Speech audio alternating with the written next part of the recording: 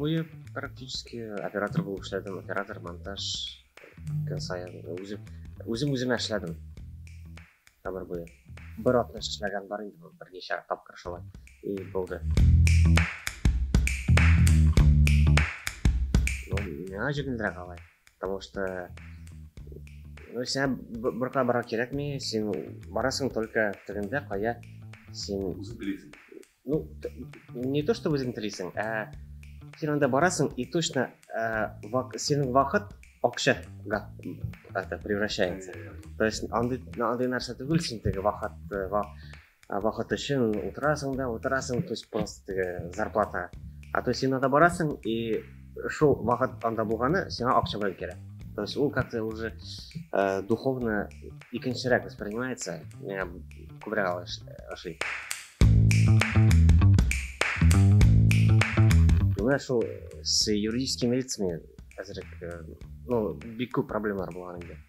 Вот кирәк булган инде. Кемнәндер сорарга, чтобы алар договорны ясадылар, алар как-то аларга акча да бирергә кирәк, чтобы за то, что алар булышалар. Самозанятый булгач, просто үзең договор төзисең дә и аларга бирәсең, алар сиңа оплачивают. Бик удобно. Umarım işlerinde yok asli dersler. Yok. Futbol buyurayım mısın? Yok. Derslerim yok. Gerekse o. Просто кеше, если не хочет самозанятым булырга, его право. Просто мне кажется, самозанятый это дополнительная возможность для человека, чтобы работать в основном с юридическими лицами. Син теге бер кеше синнән сораса, теге аның туган көнен төшерергә там камерага, ул син аңа әйтәсең, юк, әйдә мин син миңа акча бирәм, мин синең акчадан налогны түлим. Кем алай эшли, аңламыйм. Когда юридические лица переводят самозанятым больше 300 тысяч в месяц, то есть это не на одного самозанятого, это на всех самозанятых, которым они переводят, у них уже там налоги вычитаются.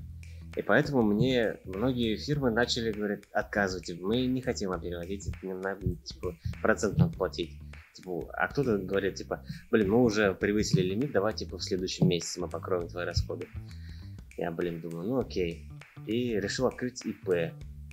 И узнал, что, оказывается, есть такая возможность, когда ты становишься самозанятым, ты можешь перейти на ИП, но остаться на той же самой системе налога на профессиональный доход. То есть ты, получается, самозанятый с расчетным счетом ИП. Но ты как для организации ты числишься как ИПшник. Но тебе не надо платить ни пенсионку, ни страховой.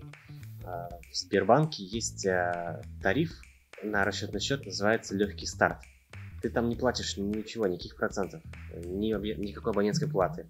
И у тебя до 150 тысяч в месяц ты можешь спокойно переводить деньги на свою карточку. Без всяких там комиссий. Вот. И получается, что у тебя со всей этой твоей системы самозанятости и ИП ты платишь только 6% от того, что тебе приходит на счет. И мне кажется, это просто шикарно.